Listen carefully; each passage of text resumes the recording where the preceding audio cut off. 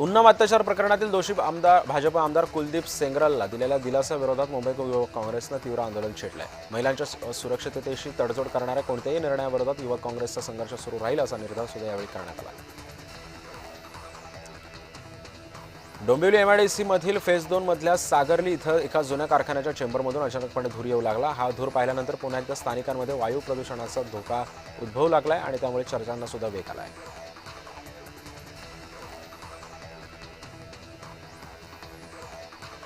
उन्नाव बलात्कार प्रकरणातील दोषी भाजपचे आमदार कुलदीप सेंगरला दिलेल्या दिलासा विरोधामध्ये मुंबई युवक काँग्रेसनं आंदोलन केले। भाजपच्या बेटी बचाव बेटी पढावच्या घोषणांचा ढोंगीपणा असल्याचं काँग्रेसकडून सांगण्यात आलं।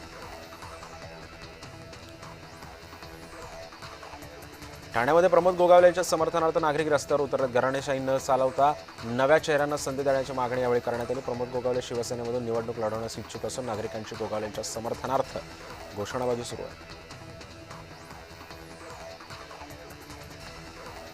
2026च्या नव्या वर्षामध्ये सलून आणि ब्युटी पार्लरचे दर वाढणार नाहीत असा निर्णय महाराष्ट्र सलून आणि ब्युटी पार्लर असोसिएशनने घेतला। केस कापण्यासह इतर सेवांचे दर सुद्धा जैसे थे राहणार असल्याचं बोललं जातं।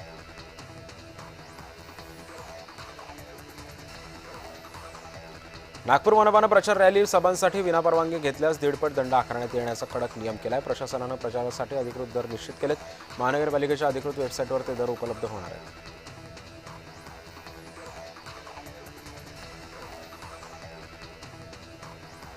महानगरपालिका निवडणुकीची आचारसंहिता आता लागू झाल्यापासून पालिकेनं सुमारे 8,000पेक्षा अधिक जाहिराती हटवल्यात। त्यापैकी सर्वाधिक जाहिराती या सार्वजनिक जागेवर असल्याची आकडेवारी आता समोर आली आहे।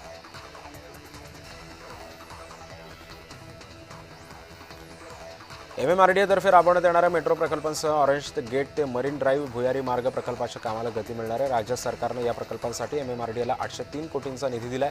त्यामुळे निधीची टंचाई काही अंशी दूर होणार आहे।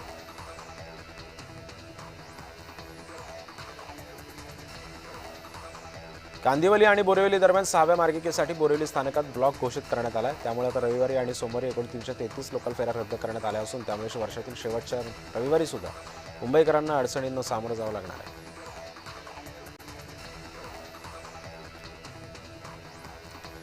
म्हाडा पुणे मंडळाची रखडलेली सोडत आता लवकरच जाहीर होणार आहे। म्हाडाच्या पुणे मंडळाची 4,186 घरांची सोडत आता तांत्रिक कारणामुळे आणि आचारसंहितेमुळे रखडली होती। राज्य निवडणूक आयोगानं सोडतीला सकारात्मक प्रतिसाद सुद्धा दिलेला आहे।